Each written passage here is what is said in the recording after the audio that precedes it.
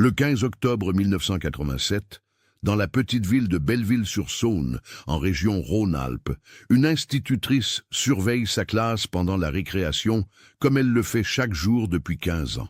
Mais, en quelques minutes, l'un de ses élèves disparaît sans laisser de traces sous ses yeux dans la cour d'une école fermée de tous côtés. Pendant 23 longues années, personne ne saura ce qui est arrivé à Thomas Leblond, 8 ans, jusqu'à ce jour de mars 2010, où des ouvriers font une découverte qui révèle une vérité si troublante qu'elle bouleverse toute une communauté et expose un secret que certains auraient préféré voir rester enterré à jamais. Avant de continuer avec l'histoire de Thomas Leblond, si vous appréciez les cas mystérieux comme celui-ci, n'oubliez pas de vous abonner à la chaîne et d'activer les notifications. Nous publions de nouveaux cas chaque semaine qui vous tiendront en haleine. Maintenant, retournons à Belleville-sur-Saône en 1987 pour découvrir comment tout a commencé. Belleville-sur-Saône est une charmante commune du département du Rhône, située à une quinzaine de kilomètres au nord de Lyon. En 1987, cette ville de 8000 habitants garde encore son caractère rural malgré la proximité de la métropole lyonnaise. Les vignobles du Beaujolais s'étendent à perte de vue, ponctuant le paysage de leurs rangées ordonnées, et la Saône serpente paisiblement à travers la vallée, apportant une douceur particulière au climat local. L'école primaire Jean Moulin, construite dans les années 1950, se dresse au cœur du centre-ville, dans une rue bordée de platanes centenaires. C'est un bâtiment en pierre claire, typique de l'architecture scolaire de l'époque, avec ses grandes fenêtres qui laissent entrer généreusement la lumière dans les salles de classe. La cour de récréation, entourée de hauts murs de pierre, est un rectangle parfait de gravier soigneusement ratissé, agrémenté de quelques bancs en bois, et d'un préau couvert pour les jours de pluie. Claire Dubar, 42 ans, enseigne dans cette école depuis 1972. C'est une femme dévouée à sa profession, aux cheveux châtains toujours impeccablement coiffés en chignon, qui porte invariablement des jupes droites et des chemisiers boutonnés jusqu'au cou. Les habitants de Belleville la respectent autant pour sa compétence pédagogique que pour sa rigueur morale. Elle n'a jamais eu d'enfant, ayant consacré toute son existence à l'éducation de ceux des autres. Sa classe de CE2 compte 26 élèves, des enfants de 8 et 9 ans pleins de vie et de curiosité. Parmi eux, Thomas Leblond se distingue par sa timidité et son intelligence précoce. C'est un petit garçon aux cheveux blonds bouclés et aux yeux verts perçants, qui préfère la lecture aux jeux de ballon et pose souvent des questions qui surprennent par leur maturité. Thomas vit avec ses parents, Michel et Sylvie Leblond, dans une maison modeste de la rue de la République. Michel travaille comme électricien dans une entreprise locale, tandis que Sylvie tient la comptabilité de plusieurs petits commerces de la ville. Ils forment une famille unie et aimante, qui a attendu longtemps avant d'avoir cet enfant unique qu'ils chérissent par-dessus tout. Le petit Thomas nourrit une passion particulière pour l'histoire locale. Il passe des heures à la bibliothèque municipale à feuilleter de vieux ouvrages sur la région, fasciné par les récits de la résistance pendant la Seconde Guerre mondiale.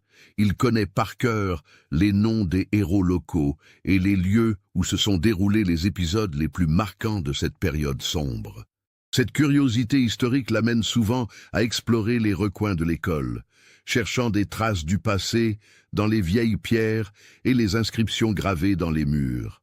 Claire Dubar encourage cette soif de savoir, prêtant parfois à Thomas des livres de sa bibliothèque personnelle et répondant patiemment à ses innombrables questions sur l'histoire de Belleville. En cette rentrée de septembre 1987, rien ne laisse présager le drame qui va frapper cette communauté paisible. Les vendanges battent leur plein dans les vignobles environnants, apportant cette atmosphère festive qui caractérise l'automne en terre beaujolaise. Les enfants retournent en classe avec l'enthousiasme des retrouvailles et Claire Dubar accueille sa nouvelle promotion avec la même passion intacte qu'au premier jour. L'école suit un rythme immuable, ponctué par les sonneries qui rythment les journées. Les cours du matin de 8h30 à 11h30, la récréation de 15 minutes, puis les cours jusqu'à midi. Après la pause déjeuner, les activités reprennent à 14h pour se terminer à 16h30. Claire Dubar connaît par cœur chacun de ses élèves, leurs habitudes, leurs petites manies, leurs amitiés particulières. Thomas, quant à lui, a ses rituels bien établis. Il arrive toujours quelques minutes en avance, salue poliment sa maîtresse et range méticuleusement ses affaires dans son cartable en cuir marron, héritage de son père. Pendant les récréations, il préfère souvent rester près de l'école plutôt que de participer aux jeux collectifs, observant les alentours avec cette curiosité qui le caractérise. Le mardi 15 octobre 1987 commence comme n'importe quel autre jour d'automne, à Belleville-sur-Saône. Un léger brouillard matinal enveloppe la vallée de la Saône, donnant aux vignobles alentours des allures mystérieuses. L'air frais pique les joues des enfants qui se rendent à l'école, emmitouflés dans leurs pulls de laine et leurs écharpes colorées. Thomas Leblond franchit le portail de l'école Jean Moulin à 8h25, comme à son habitude. Il porte son manteau bleu marine préféré, celui avec les boutons dorés que sa grand-mère lui a offert l'année précédente, et son cartable en cuir marron bien rempli de cahiers soigneusement étiquetés. Sa mère, Sylvie, l'accompagne jusqu'à la grille et lui donne un baiser sur le front avant de partir au travail. « Passe une bonne journée, mon chéri », lui dit-elle en ajustant son écharpe. « N'oublie pas ton goûter. » Thomas lui sourit et rejoint ses camarades dans la cour, où la surveillance matinale est assurée par M. Leroux, le directeur. L'ambiance est joyeuse malgré la fraîcheur automnale. Les enfants courent, rient, se racontent leurs aventures du week-end précédent. La journée de classe se déroule normalement. En français, Claire Dubar fait travailler ses élèves sur une dictée tirée d'un texte de Marcel Pagnol. Thomas, excellent en orthographe, termine rapidement et demande l'autorisation de lire discrètement son livre d'histoire sur la résistance. En mathématiques, ils étudient les problèmes à données multiples, exercice que Thomas résout avec facilité. À 10h15, la sonnerie retentit pour annoncer la récréation du matin. Claire Dubar endosse son manteau beige et sort dans la cour pour assurer la surveillance, comme l'exige le règlement intérieur. C'est un moment qu'elle apprécie, observant ses élèves jouer et interagir en dehors du cadre formel de la classe. La cour de récréation bourdonne d'activités. Un groupe de garçons organise une partie de foot improvisée près du préau, tandis que les filles se partagent entre la marelle tracée à la craie et un jeu de cordes à sauter. Quelques enfants plus calmes restent près du bâtiment, bavardant ou feuilletant des livres. Thomas, fidèle à ses habitudes, ne participe pas au jeu collectif.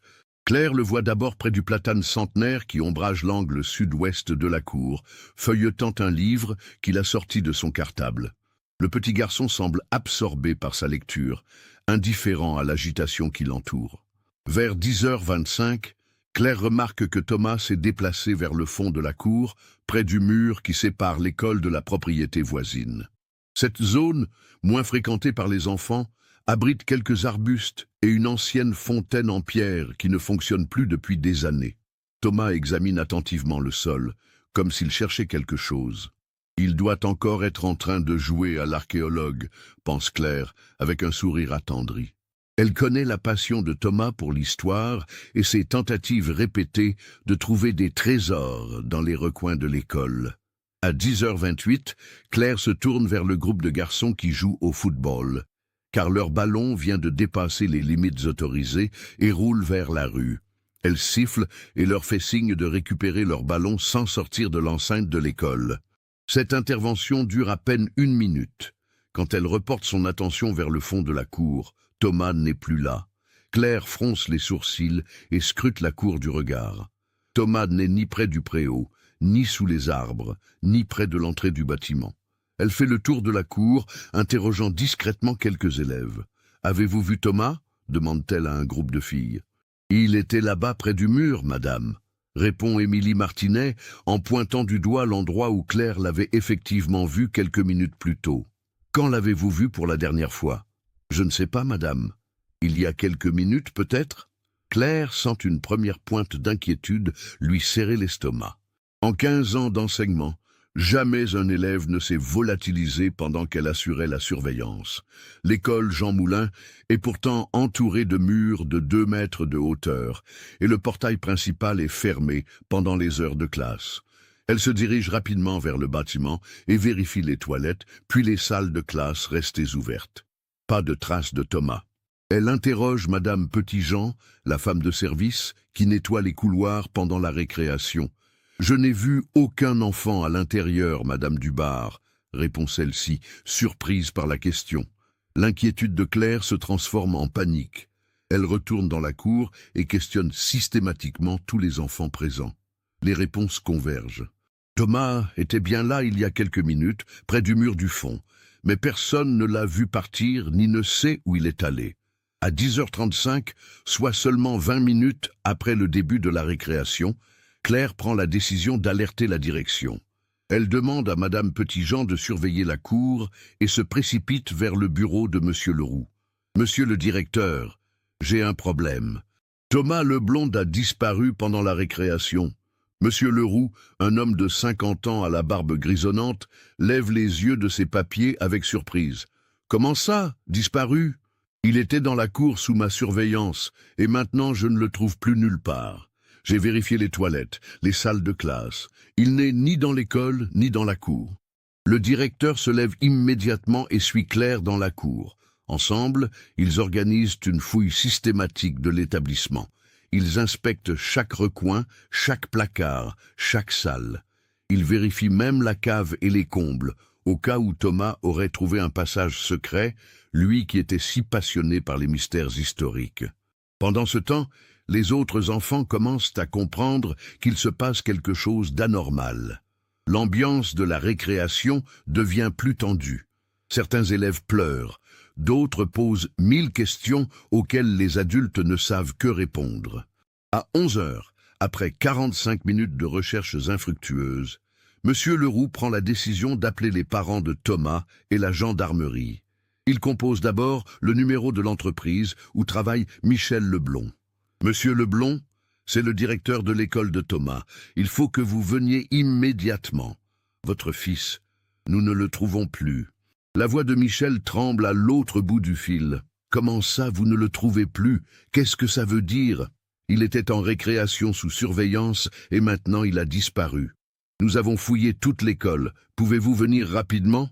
Puis Monsieur Leroux appelle la brigade de gendarmerie de Belleville-sur-Saône. L'adjudant-chef Bernard Roussel décroche immédiatement. « Brigade de gendarmerie, adjudant Roussel.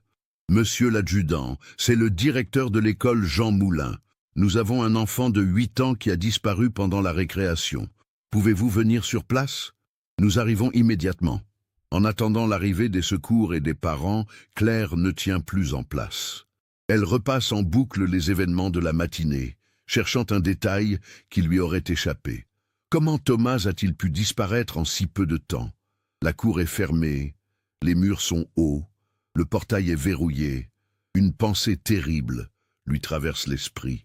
Et si quelqu'un était entré dans l'école? Et si on avait enlevé Thomas pendant qu'elle avait le dos tourné? L'arrivée des gendarmes à l'école Jean Moulin, à 11h15, ce matin d'octobre 1987, marque le début d'une enquête qui va bouleverser la tranquille commune de Belleville-sur-Saône. L'adjudant-chef Bernard Roussel, accompagné de 2 gendarmes, établit immédiatement un périmètre de sécurité autour de l'établissement et commence les premières constatations. Michel et Sylvie Leblond arrivent ensemble, le visage livide d'angoisse. Sylvie s'effondre en larmes dans les bras de son mari quand Monsieur Leroux leur confirme que leur fils reste introuvable malgré toutes les recherches. Claire Dubar, rongée par la culpabilité, leur présente des excuses entrecoupées de sanglots, répétant qu'elle ne comprend pas comment cela a pu arriver. « Je l'ai vu près du mur du fond, puis j'ai détourné le regard juste 1 minute pour rappeler à l'ordre les enfants qui jouaient au ballon », explique-t-elle aux gendarmes. « Quand j'ai regardé à nouveau, il n'était plus là. C'est impossible.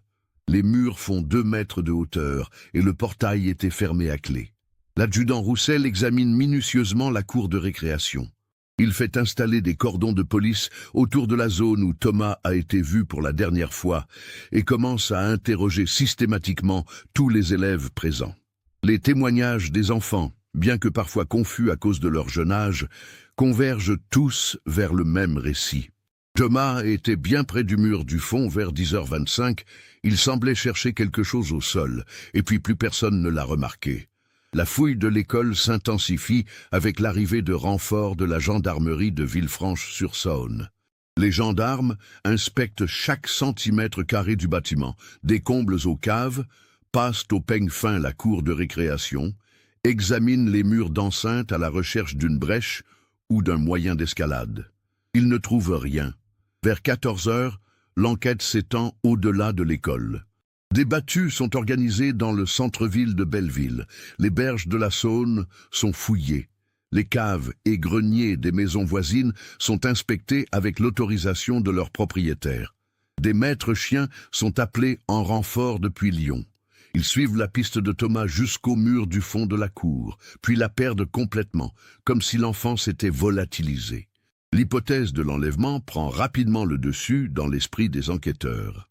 Le brigadier-chef Alain Mercier, spécialisé dans les affaires impliquant des mineurs, arrive de Lyon dans l'après-midi pour prendre la direction des opérations. Il ordonne la vérification immédiate du fichier des délinquants sexuels de la région et lance un appel à témoins sur toutes les radios locales. « Nous privilégions la piste de l'enlèvement », déclare-t-il aux journalistes qui commencent à affluer. Un enfant de 8 ans ne disparaît pas sans laisser de traces dans une cour d'école fermée. Quelqu'un a forcément vu ou entendu quelque chose. Les médias s'emparent rapidement de l'affaire. Dès le journal télévisé de 20h sur FR3 Rhône-Alpes, le visage poupin de Thomas apparaît sur les écrans, accompagné d'un appel pressant à témoins. Le lendemain, le journal régional Le Progrès consacre sa une à la disparition, avec un titre qui marque les esprits. Un écolier volatilisé en pleine récréation à Belleville-sur-Saône. L'enquête révèle rapidement que Thomas était un enfant sans histoire, aimé de tous, qui n'avait aucune raison de fuguer. Les interrogatoires de ses parents, de ses enseignants et de ses camarades de classe ne font apparaître aucun élément suspect dans son comportement récent. Le petit garçon était heureux, travaillait bien en classe, entretenait de bonnes relations avec sa famille. Les investigations se concentrent alors sur l'entourage familial et scolaire. Tous les employés de l'école sont longuement interrogés. Les enseignants, le personnel administratif, la femme de service, le jardinier à temps partiel, Jules Bertrand. Ce dernier, âgé de 58 ans, travaille à l'école depuis 1979. C'est un homme discret, célibataire, qui vit seul dans un petit appartement du centre-ville. Son casier judiciaire est vierge, ses références professionnelles excellentes. Monsieur Bertrand était en congé ce jour-là, précise Monsieur Leroux aux enquêteurs. Il ne travaille que les lundis, mercredis et vendredis. Le mardi, c'est Madame Petitjean qui s'occupe de l'entretien des espaces extérieurs en plus du ménage. Les voisins de l'école sont également interrogés. Madame Henriette Favier, qui habite la maison mitoyenne au mur du fond de la cour, se souvient avoir entendu des voix d'enfants pendant la récréation, comme d'habitude, mais rien d'anormal. « J'étais en train de faire mon repassage près de la fenêtre qui donne sur l'école, » déclare-t-elle. « J'ai entendu les enfants jouer, puis ça s'est tu d'un coup.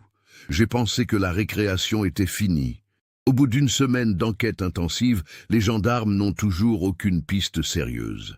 L'hypothèse de l'enlèvement reste privilégiée. Mais aucun témoin n'a vu d'individus suspects rôder autour de l'école. Aucune voiture inconnue n'a été remarquée dans le quartier. Aucune demande de rançon n'a été formulée. Les fouilles s'étendent progressivement à toute la commune. Les vignobles sont passés au peigne fin.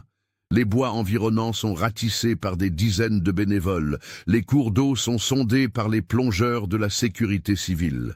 Ces recherches mobilisent jusqu'à 200 personnes certains jours, coordonnées par la gendarmerie et la mairie. Claire Dubar sombre dans une profonde dépression. Se sentant responsable de la disparition de Thomas, elle ne peut plus assurer correctement ses cours. Le médecin scolaire lui prescrit un arrêt maladie de plusieurs semaines. Elle passe ses journées enfermée chez elle, ressassant sans cesse les événements de cette fatale récréation, cherchant désespérément ce qu'elle aurait pu faire différemment. « Si seulement je n'avais pas détourné le regard », répète-t-elle à sa sœur qui vient lui rendre visite. « Si seulement j'avais été plus vigilante. Comment ai-je pu laisser un enfant disparaître sous ma surveillance ?» Les parents de Thomas vivent un calvaire quotidien. Michel arrête de travailler pendant plusieurs semaines pour participer activement aux recherches, affichant des avis de disparition dans toute la région, interrogeant inlassablement les passants. Sylvie ne peut plus supporter de rester dans leur maison de la rue de la République où chaque objet lui rappelle son fils. Elle va s'installer temporairement chez sa mère à Mâcon. Au bout d'un mois, l'enquête piétine. Les gendarmes ont épuisé toutes les pistes locales et commencent à élargir leurs recherches au niveau national. Le signalement de Thomas est diffusé dans toutes les brigades de France. Son dossier est transmis à l'Office central pour la répression des violences aux personnes, au CRVP, à Paris. L'affaire prend une dimension médiatique nationale quand elle est évoquée dans l'émission Perdu de vue de TF1, présentée par Jacques Pradel. La diffusion du reportage, le 15 novembre 1987, suscite une centaine d'appels téléphoniques, mais aucun ne débouche sur une piste sérieuse. Plusieurs témoins prétendent avoir vu Thomas dans différentes villes de France, mais toutes ces identifications se révèlent erronées. L'hiver 1987-1988 s'installe sur Belleville-sur-Saône, avec son cortège de brouillard et de frimas. L'affaire Thomas Leblond commence progressivement à sortir de l'actualité. Les journalistes se font plus rares, les battues s'espacent, la routine reprend peu à peu ses droits dans la petite commune. Claire Dubar reprend son travail en janvier 1988, mais elle n'est plus la même. Ses collègues remarquent qu'elle a vieilli de 10 ans en quelques mois. Ses cheveux ont blanchi prématurément, son regard a perdu cette bienveillance naturelle qui la caractérisait. Elle surveille ses récréations avec une vigilance maladive, ne quittant jamais ses élèves des yeux, sursautant au moindre cri d'enfant. Les parents de Thomas, eux, refusent d'abandonner l'espoir. Ils s'investissent dans l'association Enfants disparus, qui vient d'être créée à Lyon, et participent à toutes les initiatives visant à maintenir l'affaire dans l'actualité. Chaque année, le 15 octobre, ils organisent une marche silencieuse dans les rues de Belleville pour que le nom de leur fils ne tombe pas dans l'oubli. Les habitants de la commune, profondément marqués par ce drame, changent leurs habitudes. Les parents accompagnent désormais leurs enfants jusqu'à la grille de l'école et viennent les chercher personnellement. La surveillance des récréations est renforcée. Des interphones sont installés entre les classes et le bureau du directeur. L'école Jean Moulin elle-même porte les stigmates de cette tragédie. Le mur du fond de la cour, là où Thomas a été vu pour la dernière fois, devient un lieu de recueillement officieux. Des anonymes y déposent régulièrement des fleurs, des peluches, des petits mots d'espoir. Une plaque commémorative est apposée par la mairie. À Thomas Leblond, élève de cette école, nous ne t'oublierons jamais. Au fil des années, l'affaire connaît quelques rebondissements. En 1992, l'arrestation d'un pédophile récidiviste dans la région lyonnaise relance brièvement l'enquête. L'homme avoue plusieurs agressions sur mineurs, mais nie farouchement tout lien avec la disparition de Thomas. En 1998, la découverte d'ossements d'enfants dans une forêt de lin fait espérer un dénouement, mais les analyses ADN excluent qu'il s'agisse de Thomas. Le dossier reste officiellement ouvert, mais les enquêteurs n'ont plus guère d'espoir de le résoudre. Les témoins de l'époque vieillissent, les souvenirs s'estompent, les pistes se refroidissent. Thomas Leblond rejoint la longue liste des enfants disparus, dont le sort demeure à jamais mystérieux. En 2007, pour le 20e anniversaire de la disparition, Le Progrès consacre un article rétrospectif à l'affaire. L'enquêteur qui avait dirigé les recherches, le brigadier-chef Mercier, désormais à la retraite, confie son amertume. « C'est l'échec de ma carrière. Un enfant qui disparaît en plein jour, sous surveillance, dans une école fermée. Je n'ai jamais compris comment c'était possible. » Claire Dubar, interrogée pour la même occasion, livre un témoignage poignant. « Pas une journée ne passe sans que je repense à Thomas. J'ai consacré ma vie aux enfants et j'ai failli à protéger l'un d'eux. C'est une blessure qui ne se referme jamais. Mais parfois, le destin réserve des surprises que personne n'attend. Et c'est exactement ce qui va se produire 23 ans plus tard, par un matin de mars 2010, quand la vérité va enfin éclater au grand jour. Le printemps 2010 apporte à Belleville-sur-Saône les changements que le nouveau millénaire avait promis, mais tardé à livrer.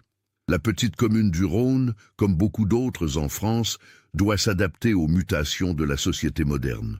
L'école Jean Moulin, vieillissante et devenue trop petite pour accueillir les élèves d'une population en croissance, va être remplacée par un établissement flambant neuf construit en périphérie de la ville. Le conseil municipal, réuni en session extraordinaire le 12 février 2010, vote à l'unanimité la transformation de l'ancien bâtiment scolaire en centre culturel et associatif. C'est un projet d'avenir qui s'inscrit dans le respect de notre patrimoine, déclare le maire, M. Jean-Claude Girard, élu en 2008 sur un programme de modernisation respectueuse des traditions locales.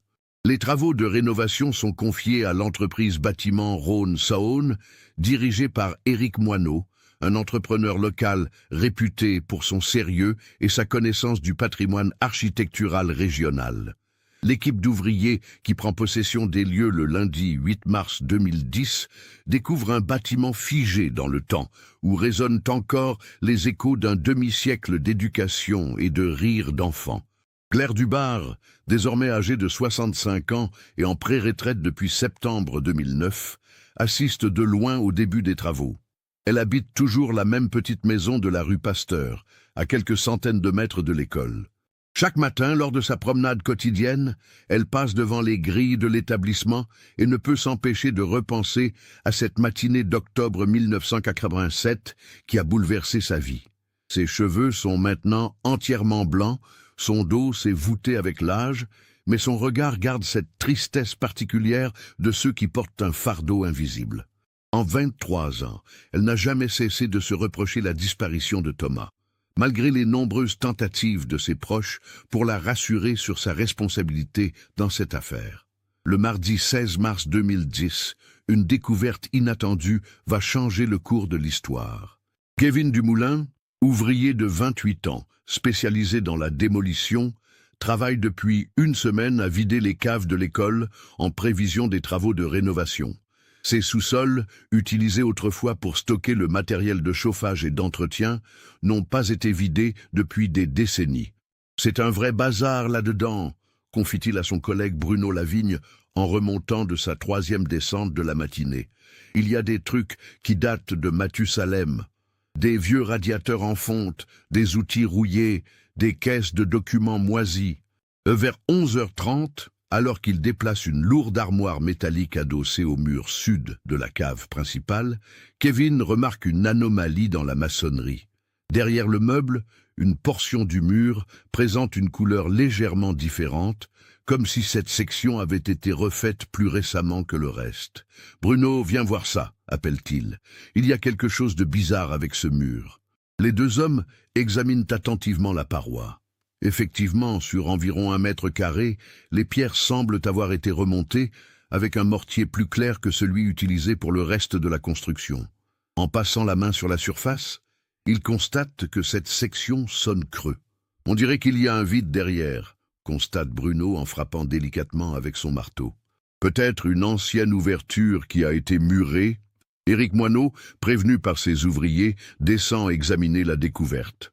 En tant qu'entrepreneur expérimenté dans la rénovation de bâtiments anciens, il sait que ce type d'anomalie peut révéler des éléments historiques intéressants. Les écoles construites dans les années 1950 réutilisaient parfois des fondations plus anciennes ou intégraient des structures préexistantes. « Il faut qu'on voie ce qu'il y a derrière », décide-t-il. Ça peut être un ancien conduit de ventilation, un passage de service ou même une cave plus ancienne. De toute façon, avant de refaire l'isolation, il faut qu'on connaisse l'état exact des murs. L'après-midi même, les ouvriers commencent à percer délicatement la section suspecte. Ils utilisent un perforateur électrique pour créer une ouverture d'exploration, prenant soin de ne pas endommager d'éventuelles structures cachées. Après avoir traversé environ 20 cm de maçonnerie, l'outil perce dans le vide.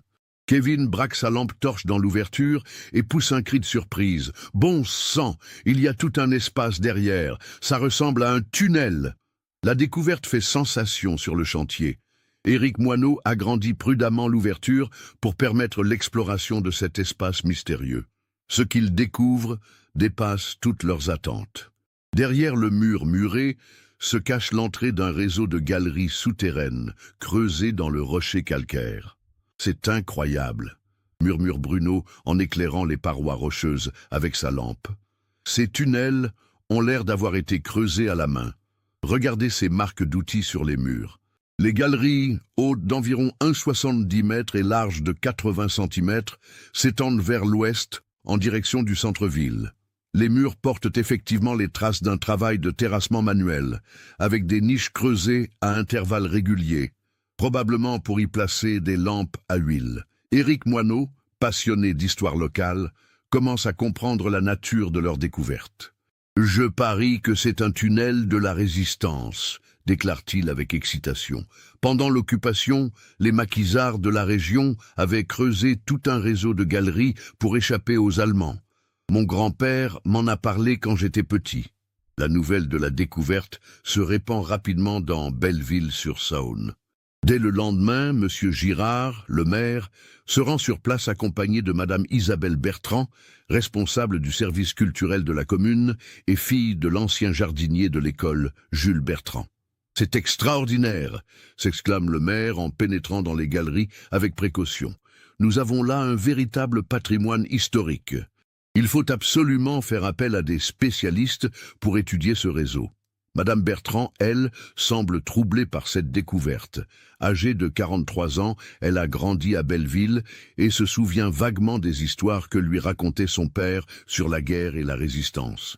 Mais Jules Bertrand, décédé d'un cancer en 2003, avait toujours été très discret sur cette période de sa vie. « Mon père ne parlait jamais de la guerre », confie-t-elle au maire. « Quand j'étais petite et que je lui posais des questions, il changeait toujours de sujet.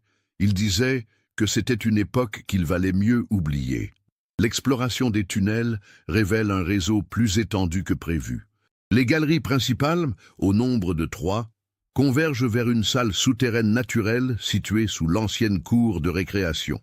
Cette cavité, creusée par l'érosion dans le calcaire, mesure environ 4 mètres de long sur 3 de large. C'est dans cette salle que Kevin Dumoulin fait, le jeudi 18 mars, une découverte qui va glacer d'effroi tous les présents. Éclairant méthodiquement chaque recoin avec sa lampe torche, l'ouvrier repère dans l'angle nord-est de la cavité quelque chose qui ne devrait pas s'y trouver.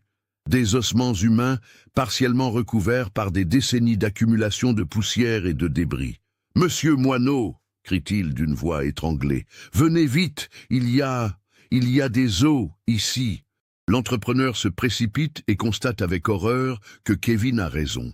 Dans le faisceau de la lampe apparaissent distinctement un crâne de petite taille et plusieurs os longs, disposés de manière qui suggère qu'il s'agit bien des restes d'un corps humain. « Bon sang !» murmure Éric en reculant instinctivement. « Il faut prévenir immédiatement la gendarmerie et que personne ne touche à rien. » En remontant à la surface, les hommes sont livides.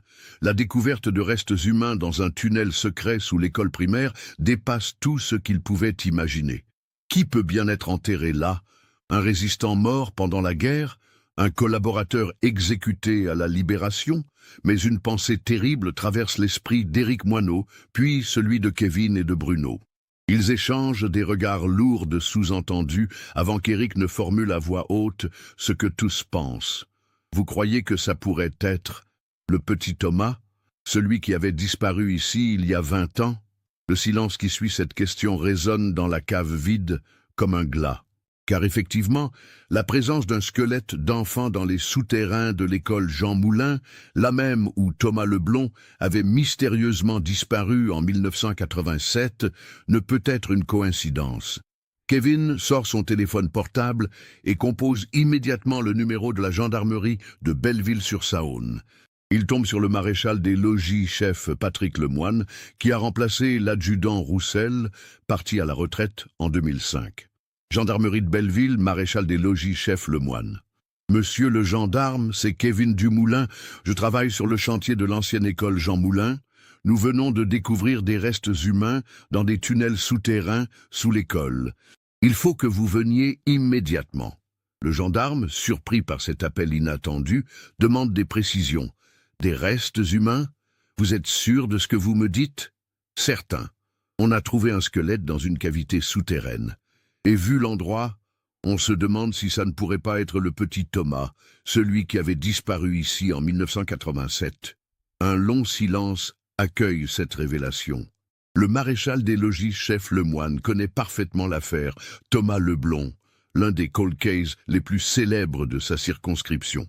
Tous les gendarmes de la brigade en ont entendu parler, et le dossier, bien qu'officiellement en sommeil, n'a jamais été classé. « Ne bougez pas, on arrive », répond-il d'une voix tendue.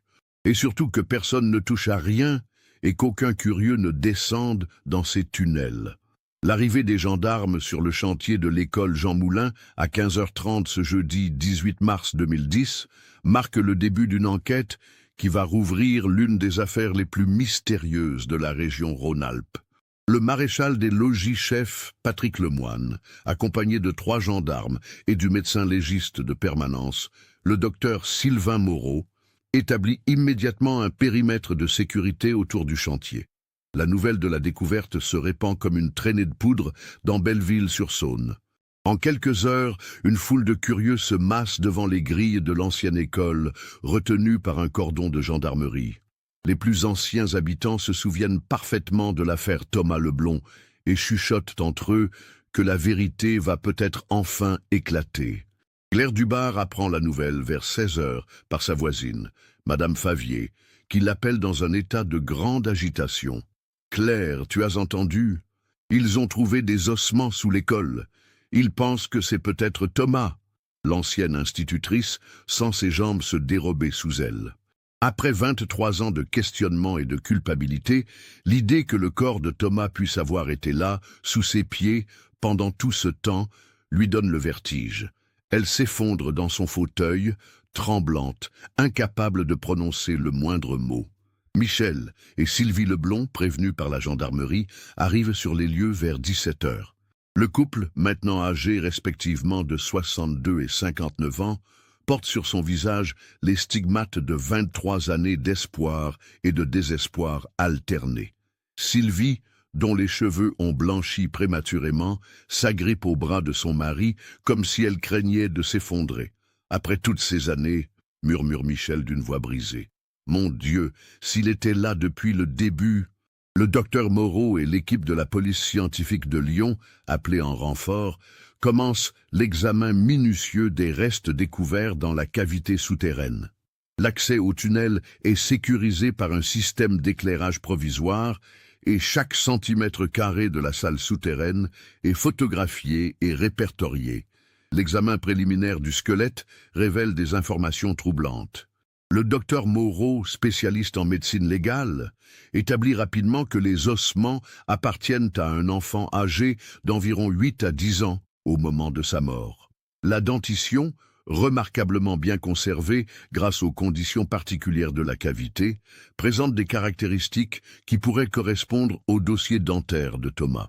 L'état de conservation est exceptionnel, explique le médecin légiste au maréchal des logis chef Lemoine. L'atmosphère sèche et la température constante de ces galeries ont pratiquement momifié les restes. Nous devrions pouvoir obtenir des résultats d'analyse ADN fiables. Mais c'est en explorant plus minutieusement la cavité que les enquêteurs font des découvertes encore plus troublantes. Près du squelette, partiellement enfoui sous des années d'accumulation de poussière et de débris, ils trouvent des lambeaux de tissu qui pourraient correspondre aux vêtements portés par Thomas le jour de sa disparition. Un morceau de laine bleu marine attire particulièrement l'attention du docteur Moreau. Il correspond exactement à la description du manteau que portait Thomas ce fameux matin d'octobre 1987. Plus troublant encore, les enquêteurs découvrent, coincé entre 2 pierres, un petit objet métallique oxydé qu'ils identifient comme étant un bouton doré, semblable à ceux qui ornaient le manteau préféré de l'enfant. « C'est lui !»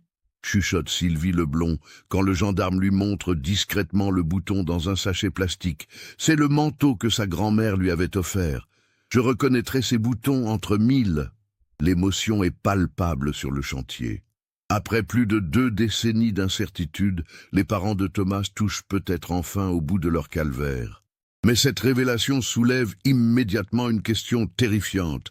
Comment Thomas est-il arrivé dans ces tunnels souterrains? Et surtout, comment est-il mort? L'expertise du docteur Moreau se concentre sur cette question cruciale. L'examen des ossements ne révèle aucune trace de traumatisme évident. Pas de fracture du crâne, pas de lésions sur les côtes ou les membres qui indiqueraient une agression violente. Le positionnement du squelette suggère que l'enfant était allongé, peut-être évanoui ou déjà mort, quand il a été placé dans cette cavité. Il est encore trop tôt pour déterminer la cause exacte du décès, précise le médecin légiste. Mais l'absence de traumatisme visible nous oriente vers plusieurs hypothèses. Empoisonnement, suffocation ou encore mort naturelle suite à un choc émotionnel violent. Pendant que les experts poursuivent de leurs investigations dans les tunnels, l'enquête policière se relance sur de nouvelles bases. Le capitaine de gendarmerie Sandra Rousselin, spécialiste des affaires criminelles, arrive de Lyon pour prendre la direction des opérations. Cette femme de 45 ans, réputée pour sa ténacité et son professionnalisme, a étudié le dossier Thomas Leblond pendant son trajet depuis la capitale régionale. « Nous reprenons l'enquête à zéro », déclare-t-elle lors de la conférence de presse improvisée devant l'école. La découverte de ces tunnels change complètement la donne. Nous devons comprendre comment Thomas a pu accéder à ces galeries souterraines et qui étaient au courant de leur existence. La première piste d'investigation concerne l'histoire de ces tunnels mystérieux. Les recherches aux archives municipales révèlent rapidement leur origine. Il s'agit effectivement d'un réseau creusé pendant l'occupation par le réseau de résistance Combat, dirigé localement par un instituteur nommé Henri Lagrange. Ces galeries permettaient aux maquisards de se déplacer discrètement entre différents points de la ville et servaient de cache d'armes. Mais voici le détail qui intrigue les enquêteurs. Selon les archives de la Libération, ce réseau de tunnels était censé avoir été comblé en 1946 sur ordre des autorités militaires. Comment se fait-il qu'il soit resté accessible? Et surtout, qui connaissait son existence en 1987? L'interrogatoire systématique des témoins de l'époque révèle que très peu de personnes étaient au courant de l'existence de ces galeries. La plupart des résistants qui les avaient utilisés étaient morts pendant la guerre ou dans les années qui avaient suivi. Henri Lagrange lui-même était décédé en 1979, 8 ans avant la disparition de Thomas. C'est en consultant les listes du personnel de l'école Jean Moulin que le capitaine Rousselin fait une découverte intrigante. Jules Bertrand, le jardinier de l'école de 1979 à 2003, était né en 1929 à Belleville-sur-Saône. Pendant l'occupation, alors qu'il n'était qu'adolescent, il avait vécu chez son oncle maternel, Pierre Lagrange, le frère d'Henri Lagrange, l'organisateur du réseau de tunnels. Il est possible que Jules Bertrand ait connu l'existence de ces galeries, note le capitaine dans son rapport.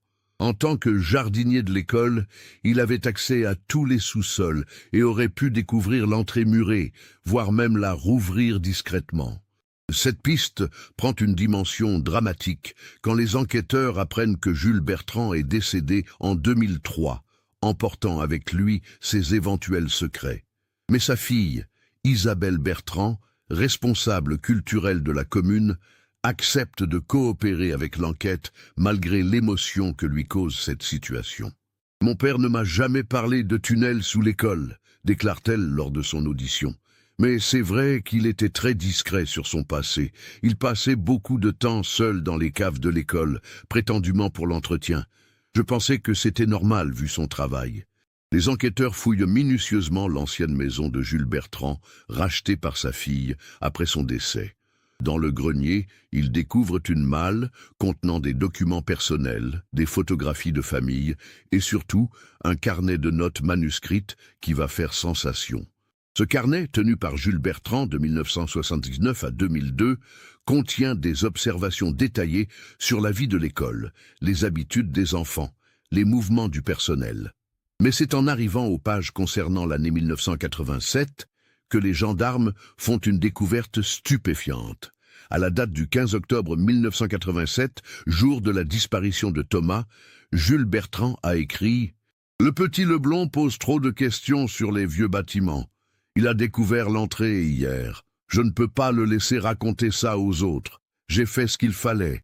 Personne ne comprendra jamais. » Cette phrase glaçante confirme les pires soupçons des enquêteurs. Jules Bertrand était bien impliqué dans la disparition de Thomas. Mais que s'est-il exactement passé ce matin d'octobre 1987? Et pourquoi le jardinier a-t-il commis cet acte irréparable? La suite du carnet révèle un homme rongé par la culpabilité mais incapable d'avouer son crime. Pendant des années, Jules Bertrand a consigné ses remords, ses cauchemars, sa peur d'être découvert. Il écrit notamment en date du 15 octobre 1992, « 5 ans déjà, l'enfant me hante toutes les nuits. Mais il était trop tard pour revenir en arrière. Si j'avoue maintenant, je finis ma vie en prison. » Le capitaine Rousselin reconstitue progressivement le déroulement des événements. Thomas, passionné d'histoire et de mystère, avait découvert l'entrée murée des tunnels pendant ses explorations solitaires dans les sous-sols de l'école. Jules Bertrand, qui utilisait probablement ces galeries pour des activités illégales, peut-être du recel d'objets volés ou de la contrebande, ne pouvait pas courir le risque que l'enfant révèle leur existence. Le matin du 15 octobre, profitant de sa journée de congé, Jules Bertrand était secrètement venu à l'école pendant la récréation. Il avait attiré Thomas vers l'entrée des tunnels, peut-être sous prétexte de lui montrer quelque chose d'intéressant. Une fois l'enfant dans les galeries, le jardinier l'avait, quoi? Frappé? Empoisonné? Étranglé? Les dernières pages du carnet apportent une réponse terrifiante à cette question. En date du 15 octobre 2000, 13 ans jour pour jour après le drame, Jules Bertrand a écrit « Je ne voulais pas le tuer. Je voulais juste l'assommer pour qu'il se taise, mais le coup a été trop fort. Quand j'ai vu qu'il ne bougeait plus, j'ai paniqué. Je l'ai laissé dans la cavité et j'ai remuré l'entrée. Personne ne devait jamais le retrouver. » Cette confession posthume bouleverse tous les protagonistes de l'affaire. Claire Dubar, interrogée par les gendarmes, s'effondre en apprenant la vérité. Ainsi, pendant que je surveillais la récréation, cet homme était en train de tuer un de mes élèves dans les sous-sols. Comment ai-je pu ne rien voir? Comment ai-je pu ne rien entendre? Michel et Sylvie Leblond vivent un mélange de soulagement et de colère. Soulagement de connaître enfin la vérité sur le sort de leur fils. Colère de découvrir qu'il a été tué par quelqu'un qu'ils côtoyaient régulièrement. Quelqu'un en qui l'école et les parents avaient confiance. « Cet homme a détruit notre vie », déclare Michel lors d'une conférence de presse. « Pendant 23 ans, nous avons vécu dans l'espoir que Thomas reviendrait. Nous avons imaginé qu'il était quelque part, qu'il grandirait, qu'il fonderait peut-être une famille. Et pendant tout ce temps, il était mort, enterré sous l'école par ce monstre. Mais l'enquête révèle une dernière surprise, peut-être la plus troublante de toutes. En analysant plus attentivement le carnet de Jules Bertrand, les experts découvrent que Thomas n'était pas sa seule victime. L'analyse approfondie du carnet de Jules Bertrand par les experts en graphologie et les enquêteurs spécialisés révèle progressivement l'ampleur horrifiante des crimes commis par l'ancien jardinier de l'école Jean Moulin.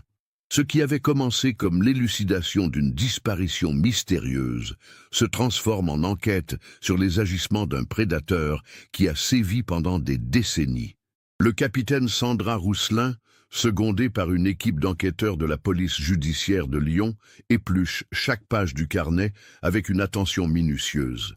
Les notes de Jules Bertrand, écrites dans un style télégraphique et souvent codé, révèlent un système de notation complexe où certains enfants étaient marqués comme problématiques ou curieux. « Regardez cette page de septembre 1987 », dit le capitaine à son adjoint, le lieutenant Marc Fournier. Il écrit « Petit Leblond encore dans les caves aujourd'hui.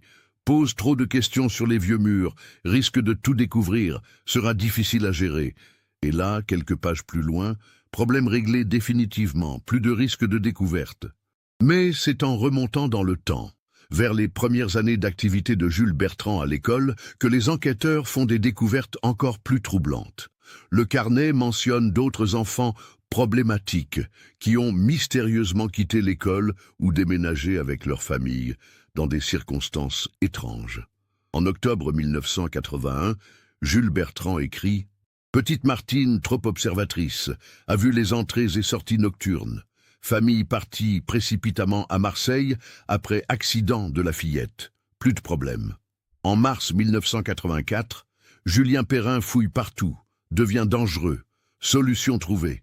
Parents convaincus d'internement psychiatrique après crise de l'enfant. Ces révélations glaçantes poussent le capitaine Rousselin à élargir considérablement l'enquête.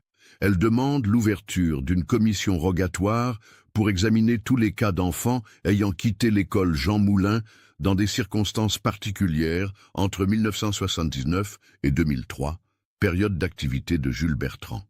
Les recherches dans les archives scolaires et municipales révèlent un schéma répétitif troublant. Tous les 2 ou 3 ans, un enfant curieux ou fouineur quittait brusquement l'établissement, soit par déménagement familial soudain, soit pour raison médicale mystérieuse. Dans chaque cas, Jules Bertrand avait signalé aux parents des comportements inquiétants de leur enfant. Tendance à la mythomanie, crise de violence inexpliquée ou obsession malsaine. Il était très fort, reconnaît le capitaine Rousselin lors d'un briefing avec son équipe.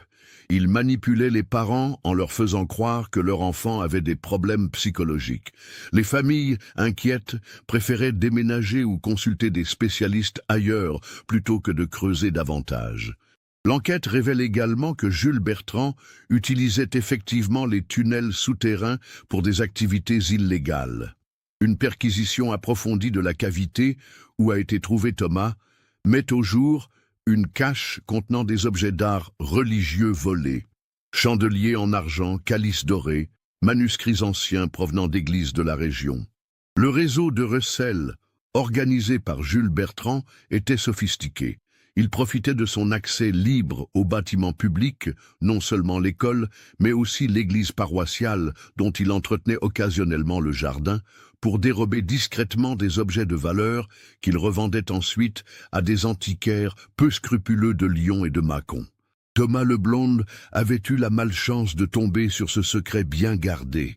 Sa passion pour l'histoire et son habitude d'explorer les moindres recoins de l'école l'avaient mené à découvrir l'entrée des tunnels, que Jules Bertrand avait rouverte pour ses activités criminelles. Le 15 octobre 1987, Jules Bertrand avait pris sa journée de congé officielle, mais était venu discrètement à l'école pendant la récréation de 10h15. Il connaissait parfaitement les habitudes de Thomas et savait que l'enfant avait tendance à s'isoler près du mur du fond pour lire ou explorer. Thomas avait-il appelé depuis l'entrée de service qui donnait directement sur la cave. « Viens voir.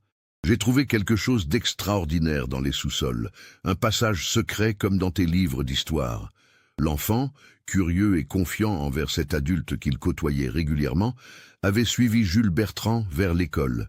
Dans la cave, le jardinier lui avait montré l'entrée démunte des tunnels. « Regarde, c'est un vrai passage de la résistance. Mais il faut que ça reste notre secret, d'accord ? Les autres adultes ne comprendraient pas. » Thomas, fasciné, était entré dans les galeries.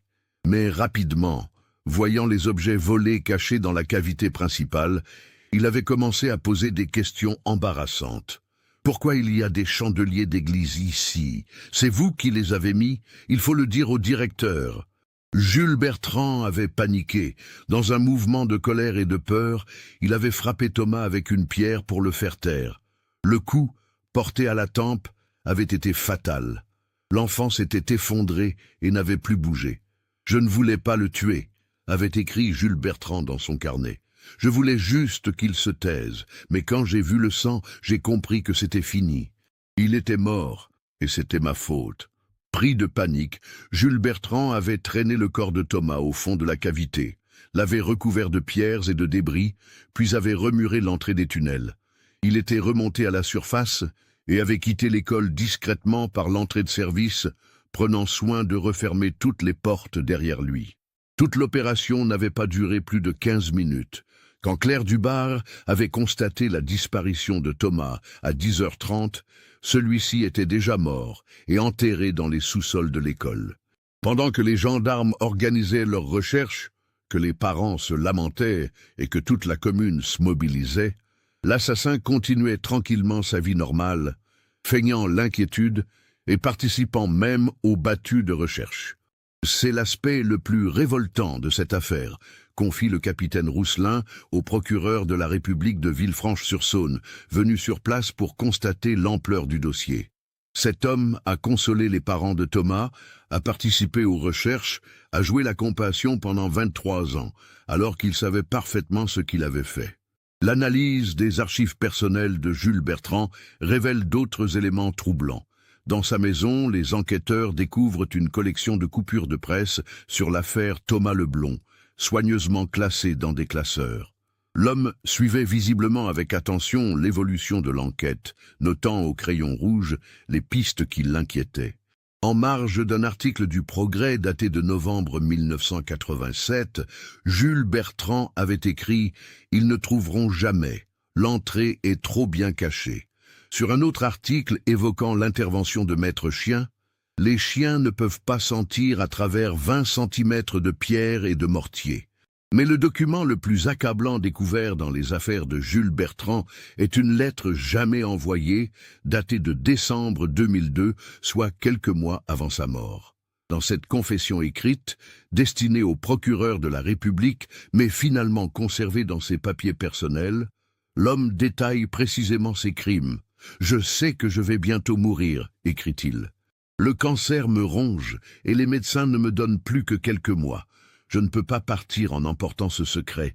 Il faut que la vérité soit connue, que les familles sachent enfin ce qui est arrivé à leurs enfants. » Dans cette lettre de 8 pages, Jules Bertrand avoue non seulement le meurtre de Thomas Leblond, mais également ses responsabilités dans la disparition de 4 autres enfants entre 1981 et 1998.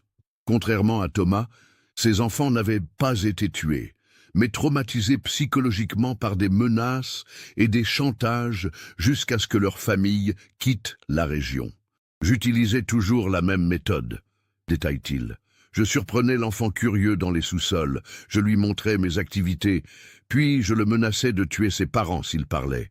Les enfants, terrorisés, développaient des troubles du comportement. Les parents, inquiets, consultaient des médecins qui recommandaient souvent un changement d'environnement. Cette révélation pousse le capitaine Rousselin à retrouver ses familles qui avaient quitté Belleville-sur-Saône dans des circonstances mystérieuses. Les témoignages recueillis confirment les aveux de Jules Bertrand. Martine Chevalier, maintenant âgée de 37 ans et vivant à Marseille, accepte de témoigner par visioconférence depuis son domicile. « J'avais 7 ans quand c'est arrivé », raconte-t-elle d'une voix encore tremblante d'émotion. « J'étais descendue dans les caves de l'école pour récupérer un ballon. J'ai vu Monsieur Bertrand avec des objets dorés, des trucs qui ressemblaient à ce qu'on voyait à l'église. Quand il m'a vu, il est devenu très méchant. Il m'a dit que si je parlais à quelqu'un de ce que j'avais vu, il tuerait mes parents avec un couteau. Le traumatisme avait été si profond que la fillette avait développé des terreurs nocturnes, des crises d'angoisse et un mutisme sélectif. Ses parents, désemparés, avaient fini par accepter la mutation professionnelle que le père avait refusée des mois plus tôt, emmenant toute la famille loin de Belleville-sur-Saône. Pendant des années, j'ai fait des cauchemars, poursuit Martine. Je voyais toujours cet homme, avec ses yeux méchants qui me disaient qu'il tuerait papa et maman. Mes parents n'ont jamais compris pourquoi j'étais devenue si différente du jour au lendemain. Julien Perrin, contacté dans l'établissement psychiatrique où il vit depuis 1984, confirme lui aussi avoir été menacé par Jules Bertrand. Maintenant âgé de 33 ans, il a conservé des séquelles importantes de ce traumatisme d'enfance et vit sous traitement médical permanent. Il m'a montré une hache, se souvient-il, lors de l'entretien mené en présence de son psychiatre. Il a dit qu'il couperait la tête de ma petite sœur si je disais aux adultes qu'il avait des trésors cachés dans l'école. J'étais tellement terrorisé que j'ai arrêté de parler pendant des mois.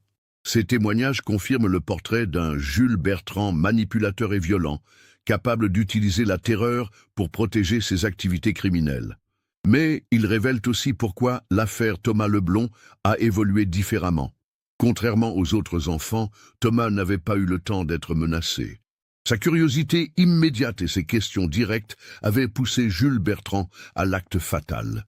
L'enquête révèle également l'existence d'un complice potentiel dans les activités de recel de Jules Bertrand. En analysant ses comptes bancaires et ses relevés téléphoniques, les enquêteurs identifient des contacts réguliers avec un antiquaire de Mâcon, Georges Villemard, décédé en 1999. Les descendants de Villemard, interrogés par la gendarmerie, confirment que leur père achetait régulièrement des objets de succession à Jules Bertrand sans poser de questions sur leur provenance. Papa ne posait jamais de questions, avoue la fille de l'antiquaire. Il disait que moins on en savait, mieux on se portait. Cette complicité passive avait permis à Jules Bertrand d'écouler pendant des années les objets volés dans les églises de la région.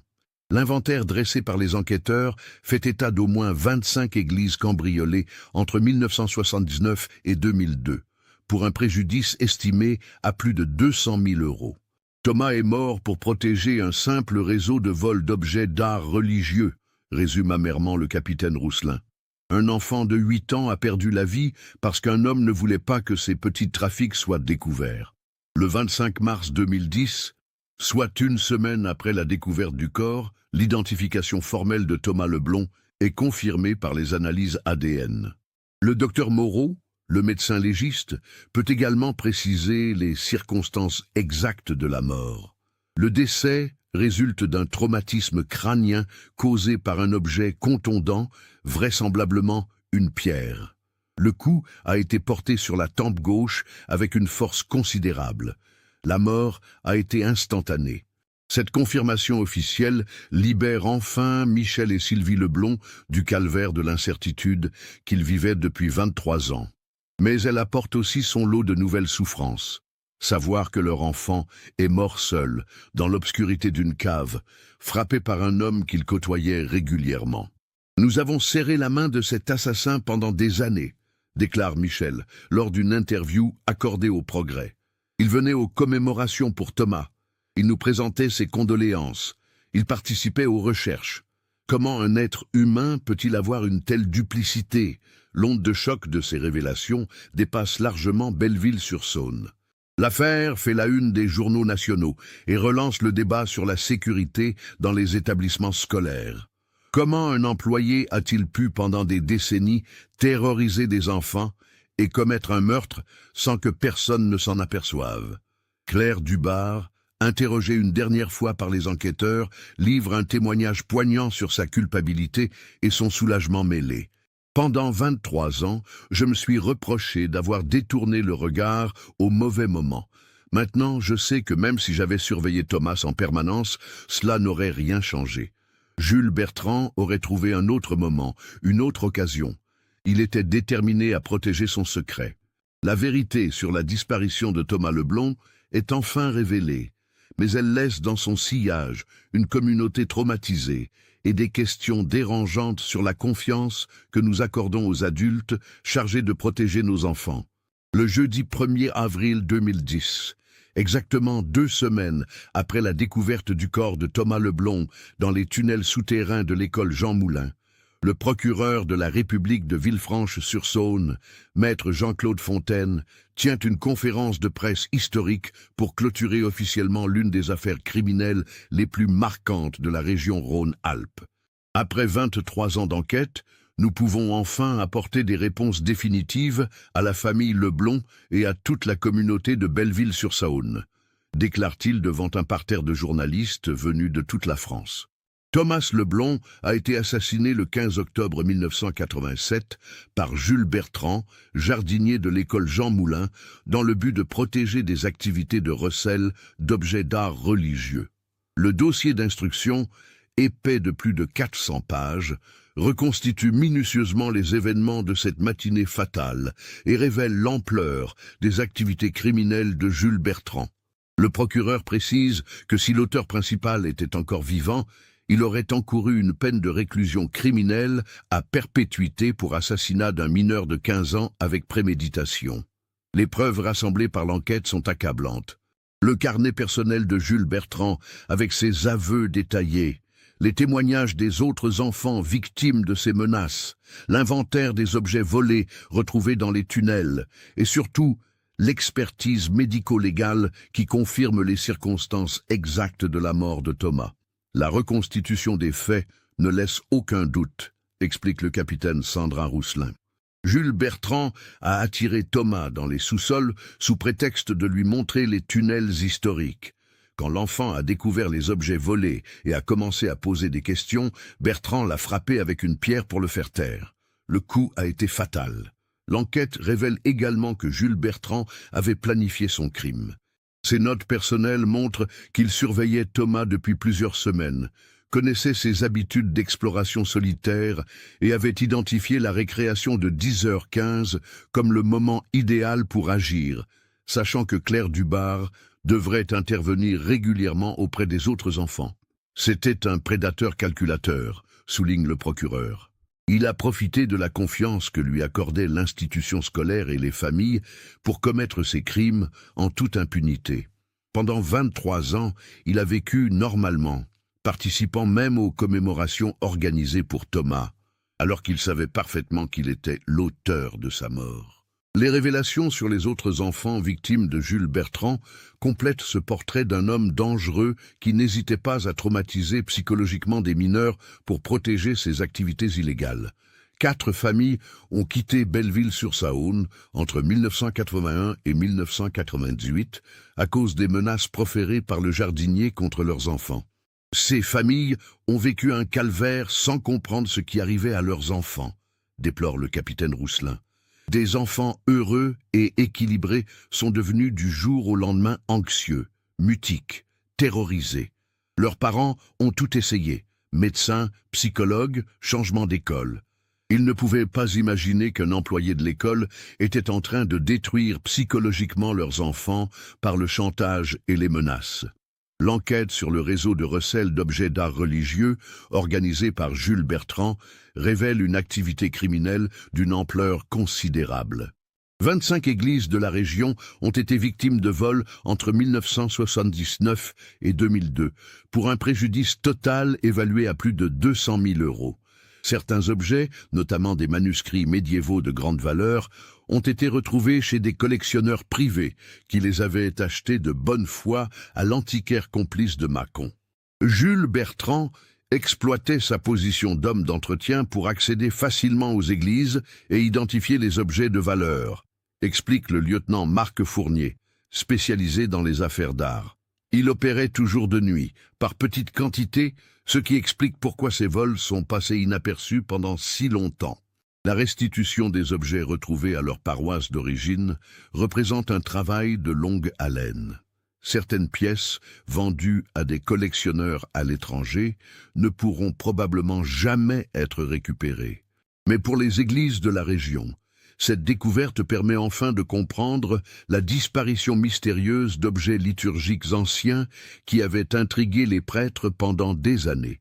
Nous pensions à de la négligence, à des déménagements mal organisés, confie le père Antoine Jacquet, curé de la paroisse Sainte-Marie de Belleville. Jamais nous n'aurions imaginé qu'un homme que nous côtoyions régulièrement était en train de piller notre patrimoine religieux.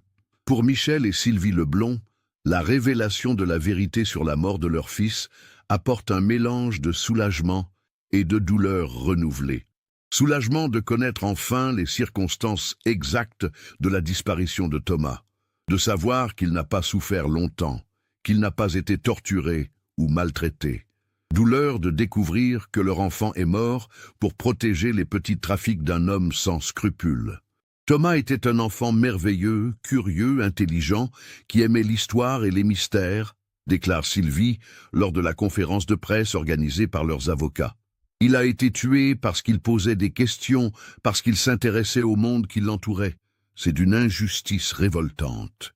Le couple annonce son intention de créer une fondation au nom de leur fils pour améliorer la sécurité dans les établissements scolaires et sensibiliser les équipes éducatives aux risques que peuvent représenter certains employés. Nous voulons que la mort de Thomas serve à protéger d'autres enfants, explique Michel. Aucune famille ne devrait vivre ce que nous avons vécu. Claire Dubar, maintenant âgée de 65 ans, accueille ces révélations avec un soulagement immense. Après 23 ans de culpabilité, elle comprend enfin qu'elle n'aurait rien pu faire pour sauver Thomas. « J'ai passé ma vie à me reprocher d'avoir détourné le regard », confie-t-elle lors d'un entretien privé. Maintenant, je sais que même si j'avais surveillé Thomas en permanence, Jules Bertrand aurait trouvé un autre moment pour l'attirer dans ses tunnels. L'ancienne institutrice révèle qu'elle avait parfois remarqué des comportements étranges chez Jules Bertrand, mais qu'elle n'y avait pas prêté attention sur le moment. Il était très observateur avec les enfants, il connaissait leurs habitudes, leur personnalité. Je pensais que c'était professionnel, que cela l'aidait dans son travail. Je ne pouvais pas imaginer qu'il utilisait ces informations à des fins criminelles. L'école Jean Moulin, définitivement fermée depuis le déménagement des classes dans le nouvel établissement, devient le symbole d'une tragédie qui a marqué toute une génération. La municipalité décide de maintenir le projet de transformation en centre culturel, mais en y incluant un espace mémorial dédié à Thomas Leblond et aux autres victimes de Jules Bertrand. « Nous ne pouvons pas effacer l'histoire », déclare le maire Jean-Claude Girard. Cette école a été le théâtre d'un crime atroce, mais elle a aussi été un lieu d'éducation et de joie pour des milliers d'enfants pendant des décennies. Nous devons honorer la mémoire de Thomas, tout en permettant à ce lieu de retrouver une vocation positive. Les tunnels découverts sous l'école sont définitivement comblés après avoir été entièrement fouillés par les archéologues. Ces galeries, creusées héroïquement par les résistants pendant l'occupation, ont été souillés par les crimes de Jules Bertrand. Leur destruction symbolique marque la fin d'un chapitre sombre de l'histoire de Belleville-sur-Saône. Une cérémonie religieuse exceptionnelle est organisée le 15 octobre 2010, exactement 23 ans après la disparition de Thomas. Toute la commune se rassemble dans l'église Sainte-Marie pour honorer la mémoire de l'enfant et présenter ses condoléances officielles à sa famille. Monseigneur Pierre Lavigne, évêque de Lyon, préside personnellement cette célébration. Thomas était un enfant innocent qui a payé de sa vie la cupidité et la lâcheté d'un homme sans conscience, déclare-t-il dans son homélie. Sa mort nous rappelle que nous devons tous être vigilants pour protéger les plus faibles de notre société et que la confiance ne doit jamais nous faire oublier la prudence. Claire Dubar, qui a tenu à participer à cette cérémonie, malgré l'émotion que cela représente pour elle, lit un texte qu'elle a rédigé en mémoire de son ancien élève. Thomas était un petit garçon extraordinaire, passionné d'histoire et de découverte. Il posait 1000 questions, explorait chaque recoin, s'émerveillait devant chaque mystère. Cette curiosité qui faisait sa richesse a causé sa perte. Mais nous devons nous souvenir de lui comme de l'enfant merveilleux qu'il était, pas comme de la victime qu'il est devenu. Le corps de Thomas, après autopsie et analyse, est finalement rendu à sa famille pour être inhumé dignement. Les funérailles ont lieu dans l'intimité familiale, 23 ans après une disparition qui avait bouleversé toute une région. Michel et Sylvie Leblond peuvent enfin faire leur deuil de manière apaisée, sachant que leur fils repose en paix. L'affaire Thomas Leblond-Jules Bertrand devient un cas d'école étudié dans les formations de police et de gendarmerie. Elle illustre parfaitement comment un prédateur peut utiliser une position de confiance pour commettre ses crimes et manipuler son entourage pendant des décennies. Elle souligne aussi l'importance de prendre au sérieux les changements de comportement soudains chez les enfants et de ne jamais ignorer les signaux d'alarme. Cette affaire nous enseigne que les criminels les plus dangereux ne correspondent pas forcément aux clichés que nous avons, analyse le criminologue Dr François Mendès lors d'une conférence à l'École nationale supérieure de police. Jules Bertrand était un homme discret, travailleur, apprécié de ses collègues. Personne ne l'aurait soupçonné d'être capable de tuer un enfant. C'est cette apparence de normalité qui lui a permis d'agir en toute impunité. L'histoire de Thomas Leblond, enfant curieux mort pour avoir découvert un secret, résonne encore aujourd'hui dans les couloirs de l'école primaire moderne de Belleville-sur-Saône. Les nouveaux enseignants connaissent cette tragédie et veillent avec une attention particulière sur leurs élèves, sachant que la confiance accordée aux adultes ne doit jamais faire oublier les règles de sécurité élémentaires. Cette affaire nous rappelle que derrière les apparences les plus rassurantes peuvent se cacher les personnalités les plus dangereuses et que la protection de nos enfants nécessite une vigilance constante de la part de toute la société. Thomas Leblond n'est plus là pour grandir, rire et découvrir le monde, mais son histoire continue de protéger d'autres enfants en sensibilisant les adultes aux risques qu'ils peuvent encourir. Ce cas résolu après tant d'années nous montre aussi que la vérité finit toujours par éclater, même quand elle semble enterrée à jamais. Qu'avez-vous pensé de cette histoire troublante? Aviez-vous soupçonné que Jules Bertrand était le coupable? Comment une tragédie pareille aurait-elle pu être évitée? Partagez vos réflexions dans les commentaires ci-dessous. Si cette enquête vous a captivé et que vous voulez découvrir d'autres affaires criminelles françaises, n'oubliez pas de vous abonner à la chaîne et d'activer les notifications. Laissez un like si cette histoire vous a marqué et partagez-la avec quelqu'un qui s'intéresse aux mystères criminels. Car c'est en gardant vivante la mémoire de ces tragédies et en comprenant comment elles ont pu se produire que nous pouvons espérer mieux protéger nos enfants à l'avenir.